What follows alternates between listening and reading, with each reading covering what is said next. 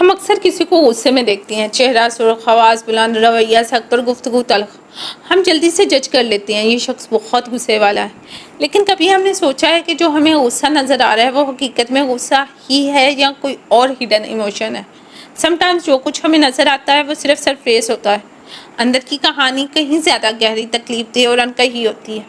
ہو سکتا ہے کہ یہ جو غصہ ہے در حقیقت تنہائی ہو، اداسی ہو، اریٹیشن ہو، ذہنی یا جسمانی تھکن ہو، لیک آف سپورٹ ہو، ہڈن پین ہو جو کہنے کو کوئی نہیں ملتا، کچھ فیئرز ہوں کسی نقصان کا، کسی ناکامی کا، کچھ گلٹ ہو جو دل میں چبھ رہی ہوں، کوئی مینٹل سٹریس ہو، یا پھر معاشرتی توقعات کا بوجھ ہو، سوسائٹل پریشر ہو جو اندر ہی اندر انسان کو توڑ رہا ہے، اور یہ سب کچھ مل کر ایک ہی چہرے پر ظاہر ہوتا ہے، غصہ۔ غصہ اکثر وہ ماسک ہے جو اندر کے زخموں کو چھپا رہا ہوتا ہے۔ جب الفاظ نہیں ہوتے، جب ہمت نہیں ہوتی، جب اندر کے دکھ بیان نہیں ہو سکتے تو انسان غصے میں بدل جاتا ہے۔ ایک ایسا غصہ در حقیقت ایک سائلنٹ کرائے ہوتا ہے، ایک لاشعوری چیخ جسے خود انسان بھی اکثر سمجھ نہیں پاتا۔ کچھ لوگ رو نہیں سکتے، وہ غصہ کرتے ہیں۔ کچھ لوگ بوجھ برداشت کرتے کرتے تھک جاتے ہیں تو وہ غصہ کرتے ہیں۔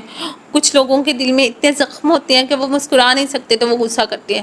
سیلف اویئرنیس ہر شخص کے لیے ضروری ہے۔ زندگی میں سب سے بڑی سمجھ یہی ہے کہ ہر غصہ نہیں ہوتا، ہر تلخ مزاج شخص برا نہیں ہوتا۔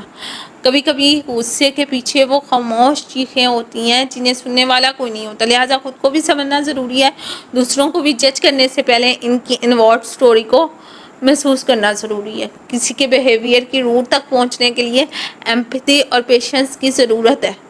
اپنے دل کی سنیں، کیا واقعی میں غصے میں ہوں یا میں کسی دکھ، تکلیف یا بوجھ کے نتیجے میں ایسا کر رہی ہوں یا کر رہا ہوں۔ سیلف کیئر کو معمول بنائیں، ڈیلی روٹین کا حصہ بنائیں، اپنی نیند پوری کریں، اپنے آرام کا خیال رکھیں، اپنی فزیکلی اور مینٹلی ہیلتھ کا خیال رکھیں، اپنی اسپرچول ایکٹیویٹی کو امپروو کریں، یہ سب بہت ضروری ہے۔ اور کسی ٹرسٹ ورتھی پرسن سے بات کریں۔ ایموشنز کو دبانا کبھی حل نہیں ہوتا۔